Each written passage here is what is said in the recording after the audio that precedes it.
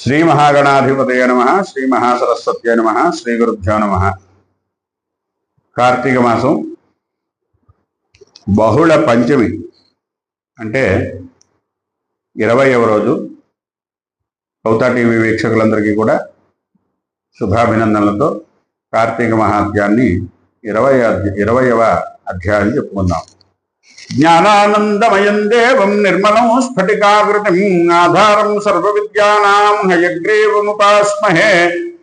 గురుబ్రహ్మ గురుర్విష్ణు గురుదేవో మహేశ్వర గురుః సాక్షాత్ పరబ్రహ్మ తస్మై శ్రీ గురవే నమః. శుక్లాంబరధరం విష్ణుం శశివర్ణం చతుర్భుజం ప్రసన్నవదనం ధ్యాయేత్ సర్వవిఘ్నోపశాంతయే. అగజానన పద్మార్కం గజాననమహర్నిశం అనేకదంతం భక్తానాం ఏకదంతముపాస్మహే.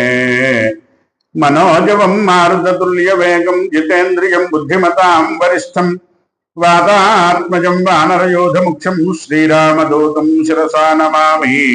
యత్ర యోగీశ్వరః కృష్ణో యత్ర పార్థో ధనుర్ధరః తత్ర శ్రీర్విజయో భూతిర్ధ్రువానీతిర్మతిర్మమ. వాగర్ధావివ సంపృక్తౌ వాగర్ధ ప్రతిపత్తయే జగతః పితరౌ వందే పార్వతీ పరమేశ్వరౌ. ఈ విధంగా జనక మహారాజుకు వశిష్ఠ మహారాజు ఉమ్మని చెప్పినటువంటి విషయం పురంజయుడు అనేటువంటి ఆయన పతనం గురించి చెప్పాడు 20వ అధ్యాయంలో. ఓ జనక మహారాజా, కార్తీక మహాత్మ్యం గురించి అగస్త్యుల వారికి అత్రి మునీంద్రునికి జరిగిన సంభాషణ వివరిస్తాను వినవయ్యా అని చెప్పి ఈ విధంగా చెప్పాడు. ఒకనాడు అత్రిని అగస్త్యుల వారు కార్తీక మహిమ వివరించమని అడుగుతూ ఉండగా ధర్మవేత్తలలో శ్రేష్ఠుడైనటువంటి ఆ వాసుదేవాంశ సంభూతుడైనటువంటి సద్ధర్మ శ్రవణముందు కార్తీక మాసం తగిన సమయం అని చెప్పబడింది.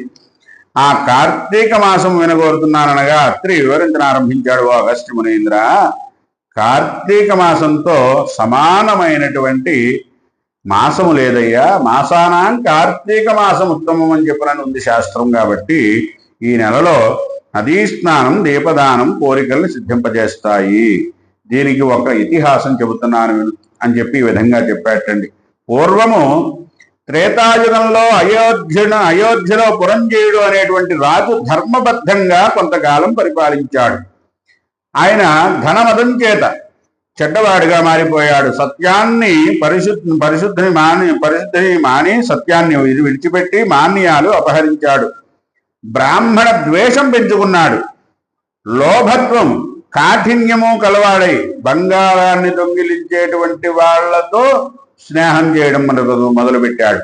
ఇంతలో కాంభోజుడు, గురువు మొదలైనటువంటి భూపతులందరూ కలిసి ఆయన మీదకి దండెత్తి వచ్చారు. పురంజయుడు చతురంగ బలములతోటి కూడా శత్రువుని ఎదించడానికి సిద్ధపడ్డాడు. యుద్ధభేరీలు ధ్వనులు మిన్నంటాయి. ఈ విధంగా ఆయన యుద్ధానికి సిద్ధమయ్యాడు. యుద్ధం జరుగుతూ ఉన్నది. కానీ యుద్ధంలో పరాజయమును పొందాడు. ఆ పరాజయము పొందినటువంటి వృత్తాంతం అంతా కూడా 21వ అధ్యాయంలో చెప్పుకుందాం.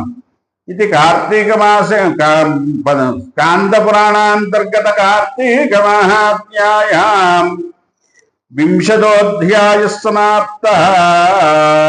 లోకాః సమస్తాః సుఖినో భవంతు.